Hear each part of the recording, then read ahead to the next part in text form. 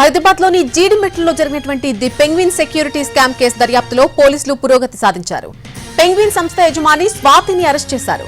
Case దర్యాప్తును ఆర్థిక నేరాల విభాగానికి బదిలీ చేశారు జీడిమెట్ల పోలీసులు. స్టాక్ మార్కెట్లో పెట్టుబడుల పేరుతో 50 కోట్ల వరకు వసూలు చేశారు ది పెంగ్విన్ సెక్యూరిటీస్ నిర్వాహకులు. స్టాక్ మార్కెట్లో పెట్టుబడులు పెట్టి వచ్చిన లాభాలిస్తామంటూ ప్రచారం చేసింది ఆ సంస్థ.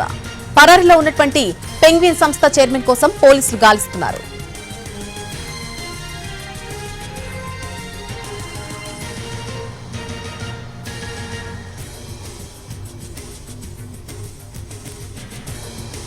హైదరాబాద్ లోని జీడిమెట్లలో జరిగిన the penguin security scam case దర్యాప్తులో పోలీసులు పురోగతి సాధించారు. పెంగ్విన్ సంస్థ యజమాని స్వాతిని అరెస్టు చేశారు. కేసు దర్యాప్తును ఆర్థిక నేరాల విభాగానికి బదిలీ చేశారు జీడిమెట్ల పోలీసులు. స్టాక్ మార్కెట్లో పెట్టుబడుల పేరుతో 50 కోట్ల వరకు వసూలు చేశారు ది పెంగ్విన్ సెక్యూరిటీస్ నిర్వాహకులు.